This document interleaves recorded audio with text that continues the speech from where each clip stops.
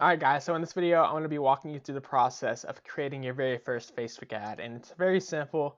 Facebook really does a great job compared to any other platform in helping you create your ad. Very simple. So all you do, get in your ad account you want to create the ad in, go to create ad in the top right, and you're going to choose your consideration. For most of our purposes we're going to be using conversions or lead generation. Now I think most of you guys are honestly going to be using lead generation, so I'll cover this one in that video. In conversions, we already kind of covered that in the pixel video, so we'll just do lead generation for now, because this is a really easy way to do it. So let's do it for, we're gonna pretend that now we're gonna do it for an e-commerce store, but let's pretend like it's more of a local business. So let's say we're gonna do lead generation, we're gonna do what the offer is. Let's do 7-day pass. Well, actually, we'll pretend like it's a gym. So our offer is going to be a 7-day pass. We're doing lead generation for a 7-day pass, and basically that's it. So we'll copy this. This is going to be the name. We're doing lead generation. We're trying to get leads for our gym to get people to sign up for a 7-day pass, a 7-day free pass. So we put that in the name here.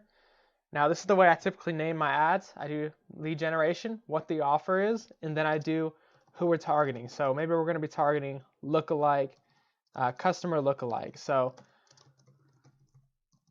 now there's lots of different ways about targeting, which I'll go over here in a second. But for local businesses, honestly, targeting is very easy. So I'm going to choose a page here. I'm just going to do Billy Willson, and I'm just going to do my own page for now.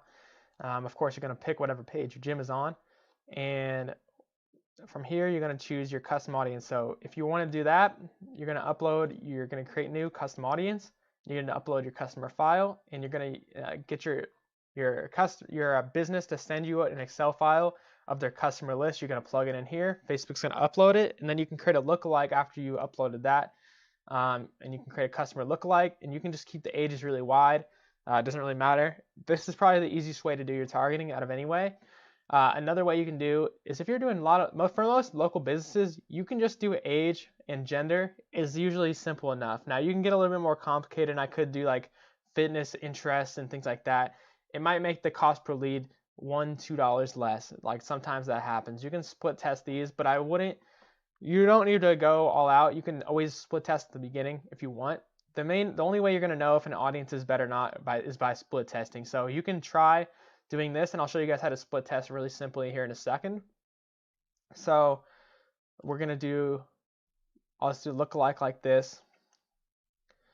Let's actually do something else. I'm going to leave the lookalike blank, and I'm just going to do like fitness or something just to show you guys. But pretend you put a lookalike in here. I'm just going to do this for simplicity. You're going to want to put the business's address in here, and let's just say, I'm just going to do Olathe, but you're normally going to want to put their address. Copy and paste that from Google.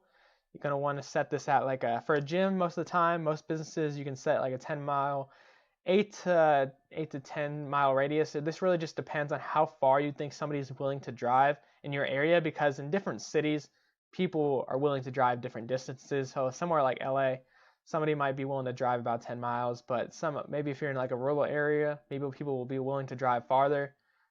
So that's just something to keep in mind. So boom, we got our interest there if you want to use that, but you don't have to. Keep in mind when you're using interests, you're competing with other people that are also targeting these interests. So you add interests, you add behaviors, they're going to cost you more money than if you're not using any, because you're bidding against other people at that point. Hopefully that makes sense. And also behaviors are even more expensive than interests. Keep that in mind, because that's another option here. You can kind of browse if you're looking for this. You can browse through all these. You can start typing stuff. You can use the suggestions bar. There's lots of different things you can do. So we got all of this out of the way. Expand interests. We'll kind of explain every little thing. You don't have to do this, but sometimes, like if you think it might help to expand your interest. Now a lot of times if you're doing split test, most of the time you're probably going to leave this off, but sometimes you might want to turn it on. Basically, it's pretty self-explanatory what it does. Connection type, this is if you want to only target people that are liking their page. Sometimes you can also exclude people who like their page. That can be pretty important if they have, like, let's say it's a gym and it has 2,000 page likes. Maybe you don't want to target people that are already probably their customers. You can also exclude their customers. So you can put in if you have their customer list, you can exclude their customers. And you also want to exclude people that become leads. So you're going to want to make a custom audience, or you can, like, you don't have to do this, but for your retargeting ads, you'll want to do that, is exclude people that became leads, and we'll talk about that. So you can save the audiences and name the audiences as well, so you can be able to reuse them later. Now, editing placements, you can do automatic or you can edit. Now, the benefit of editing, sometimes it can lower the cost, but if you're really confused, just do automatic. But most of the time, it's better to edit and just leave on feeds for the most part. Is what you're gonna do. You're gonna turn off Instagram always. Just put it on feeds for now. That's usually pretty good. Well, I guess for lead forms, you can only do it on feeds and Instagram, so you don't even have to worry about that. You can just leave both of these on. And from there, basically Instagram, you always want to make separate ads for, because the way you write ads for Instagram is totally different. Well, you can write the same ad copy, but you will have to format it in a different way, or else it's not going to be easily readable. And for example, you can't click links in the Instagram caption. You can't click links, so that's something to keep in mind. You do not want to put a link in there. People are going to be confused on why they can't click the link. Daily budget. Usually, it depends how many things you're split testing, but if you're doing like a trial for a client, normally I do $20 a day total. So if I'm doing 2 split tests, I'm gonna put each at like $8 a day, and then I'm gonna maybe run one retargeting ad for like $1 a day, something like that. That's just to give you an example. You can schedule it. You can set a start and end date. Now, I don't usually do this. Usually I just do run my ad continuously starting today. That's usually what I do, but you just got to remember to turn it off, because if you leave it running forever, it is going to run forever. So don't forget that. If you think you're a forgetful person, then make sure you put an end date on it, and make sure you start it at like 12:01 a.m. because one thing important to note, if you start it at like 11 o'clock a.m., 11 o'clock p.m., sometimes Facebook will try to spend all of your ad spend before the day is up. So it doesn't happen every time. It's kind of a weird thing, but sometimes, like for example, if I had this at $20 a day, then sometimes Facebook will try to spend that whole $20 in a 1 hour period because the day's not over yet. It's strange. So sometimes you can set the start date at like 12 o'clock p.m. and then from there you can just change it later if you need to extend it to more time. So from that, just leave your bid amount on automatic. This is not, entering manually bid is not necessarily whatsoever. From there, you can continue. So you have to, of course, if you're doing a lead gen, you're going to have to view these terms and you're going to have to accept the terms. If you're doing a lead gen ad, they have special like regulations and stuff. But basically from there, you can continue. Oh yeah, this is one thing I wanted to mention as well. Yeah, like I said, naming your audiences. So take this little thing here, and we are going to copy that, and we're going to paste it over here. So we can be able to differentiate our ads. So this is one thing. This is kind of an inside tip right here. If you see someone doesn't name their ads like this, or effectively, if they don't effectively name their ads, they kind of leave the generic stuff, then you kind of know they're not very good at Facebook ads, or at least they haven't run that many. Because if you've ran a lot of ads, you'll get so confused on organizing them and stuff like that. So this is a way you can tell the difference between a newbie and somebody that actually knows their shit. If they name their ads good like this, you know they've probably ran a lot of ads for a lot of different businesses, or at least they learned from somebody that did. So you can add an Instagram placement here. You can choose between all these different things. Carousels are kind of an interesting style.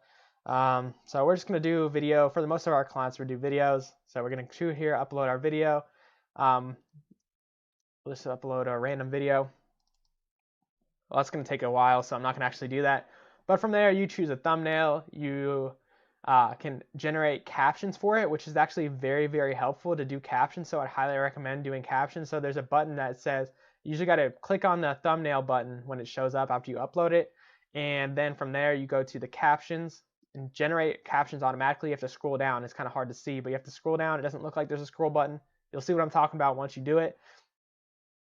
You're going to scroll down to the captions and generate captions automatically, and then you have to go in there and manually edit them, because Facebook's not going to generate them perfectly. You're going to have to edit them. They might say words wrong. But the captions help because not everybody wants to have their sound on Facebook. Some people just like scroll. Like if they're at work, for example, they're not going to have their sound on and listen to a video. That's why it's good to have a backup as the captions, because they do help. And they do also help grab people's attention. Like for example, if somebody can't turn the sound on, they're not going to pay attention to an ad they have to have sound on for. They're just going to skip past it. So from there, you enter your caption in. Usually I write my captions inside Google Documents first, and then I copy them over, because it's just easier to edit, because like the box is only this big, so on here the box is obviously, the page is a lot bigger, so it's just easier to write. That's why I write them in Google Docs first, and then I just copy and paste them into here. And then put the headline, newsfeed, link, description. I usually don't write these because these don't actually show up that much anymore. This is a very important button right here. After you make your ad, you want to send this notification to Facebook so you can look at it on your phone. This is very important to make sure your ad looks very good on the phone, because most people are going to see it on the phone. And what I mean by that, for example, is making sure your call to action is above the see more button on your phone, making sure that your indentations look good, and etc. And you can edit things before you actually put the ad out if you use this button right here. So that's a very key thing to do. Call to action. Branded content, we don't need to worry about that. Conversion tracking, this is important, yes. So once you have your Facebook pixel set up, like I showed you in the tutorial, you want to make sure this is always on no matter what kind of ad you're running. It's always good to have that on. And then from there, this is what it's like to create a lead form. So we're creating a lead form in this one specifically. Okay, so first thing you want to do before you do a lead form, go and turn this to open. I don't know why Facebook starts that at restricted, but put it to open. It's the stupidest thing ever, but just do it. So we're going to title our lead form like 7-day pass. And what is a lead form? Basically, this is what it looks like here. So they're going to click on that button in your ad, and from there, it's going to pop this open. You can have, there's so many different options here. You can do higher intent or more volume. More volume is usually what I go with. That's fine. Intro is optional. Usually I skip the intro, so I turn that off. We want to have as least blocking things as possible. We're going to ask for their name, email, and phone number. If you want to ask more options, you can, of course. And then we're going to do like, enter your info below to claim your 7-day free pass. There you go. Simple as that. Capitalize the first words of the letters. Make it look nice. I'm not going to do them all because it's just taking up time, but you guys get the idea. So from there, what happens when they click your ad, they're going to click the button that's like sign up to get your free pass. You got to tell them in the call to action, sign up to get your free pass, and then they're going to click the button. This form is going to pop up. There's going to be a little image of whatever the ad, like the same image or the same video that the ad shows up is going to show up here. And from there, their email, their full name, and their phone number is going to auto-fill. This is the key thing with lead forms here. Now, of course, this part is not going to be included with any other kind of ad, but I would suggest after testing out landing pages and lead forms, you can always test between the two. There's benefits and downsides to lead pages versus landing pages. I mean, lead forms versus landing pages. There's benefits and downsides to each. One thing I will go over in another video soon is how to like actually get the phone leads texted to your client, which you need a special software for to automatically send those leads over to your client. So I'll talk about that in another video, which is another important thing that you have to set up if you're going to use lead form ads. So from here, we have this information, we have our custom questions, simple, super simple. So like I said, it automatically inputs their information. All they have to do is press the submit button because Facebook already has this information. It autofills it. It's already there when they press this up. All they press is submit. Privacy policy, this is an important thing. So the way you can make this, now you're going to want ClickFunnels as well. It's just ClickFunnels or another landing page software. There's ways to get around this, but how are you going to do this? You need a privacy policy if you're going to make a lead form ad. You can go on Google and search privacy policy template and just copy and paste it. It's that easy. There's plenty of free ones out there, and you can do that. And you're going to put a link to your privacy policy, which I'm going to show you how to do in a second as this loads up. So we'll wait here. Now, thank you screen. What are we going to do here? We're going to say, thanks, you're all set. And we're basically going to tell the client like our gym representative will reach out to you shortly to schedule your schedule your tour or whatever you want to say. Like you have to come in between these certain times, which I'll be able to show you guys later what exactly I mean. You see, you have to finish claiming your 7-day free pass. You have to come in within the next 48 hours. If you don't, your free pass will expire, etc., etc. You kind of say things along those lines. Just make it sound a little bit better, a little bit nicer. Basically, you can give them a heads up that they're going to get called shortly to schedule a tour, whatever it may be. And then from there, you can ask them if you want to like visit our Facebook page or visit your website. I usually do one of those too. This isn't a very important thing. But you can also upsell them if you want. Like for example, let's think if you're doing a real estate agent and you want to, like, the first thing is you're getting a list of homes, and then from there you want to say, oh, would you also like this guide? Then you can say, oh, you can click the button below to get your free guide as well. So you can upsell them as well. So from there you can actually take them to a landing page after this if you wanted to. So what are your other options? So we're going to go into here, browse our funnels, show you guys what I mean here. Privacy policy, and let's just go into this funnel. We'll go into any funnel, and what you're going to do is you're going to create a new funnel step, and this is going to be the same for whatever kind of landing page software you're using. Let's actually go to one where I have an example already. Let me think. I should have one in here. Privacy policy. So what you're going to do is you're going to create a new step, put your name as privacy policy, and then you're going to choose a template. Search in the thing that chooses a template and type in blank. You're going to pull up a blank page, and then all you're going to do is you're going to put like all you're going to do here is, and don't worry guys, we're going to be going over ClickFunnels and landing pages in the next couple of modules, so don't get too worried. You're going to press this plus button, you're going to add a paragraph in, you're going to copy and paste it into here, save it, go back, put the title privacy policy. After you get that in there, you're going to copy the link, throw it inside of Facebook, because you have to have a privacy policy in order to use a lead form. That's it. That's how you create a lead form ad. Conversion ad, the only difference between that is a couple of small settings. So actually, let me go over that real quickly, just so you guys can see. All you do from there is just confirm your ad. And also to split test your ad, let me show you guys real quick. So this is one of my campaigns. So to split test an ad, all you do is duplicate this button here. You're going to go in, and it's going to pull up a little thing like this. And then from there, you're going to edit the name. You're going to edit whatever you want to edit, whatever you want to split test between. And basically, the way you want to split test most of the time is within the ad set. So you like 95% of the time, I split test in the ad set. If you split test in the ads, if you're trying to try, for example, if you want to do a different video or a different picture, then if you split test in here, Facebook is going to optimize really quickly, and you're not going to get a good split test going because Facebook is going to really choose one ad at the very beginning. It's going to be like, when you spend like $2, Facebook's going to start to lean towards one or the other, and really spending $2 isn't really enough to tell which one's actually better. So to do a really good split test, I typically recommend doing split test in here.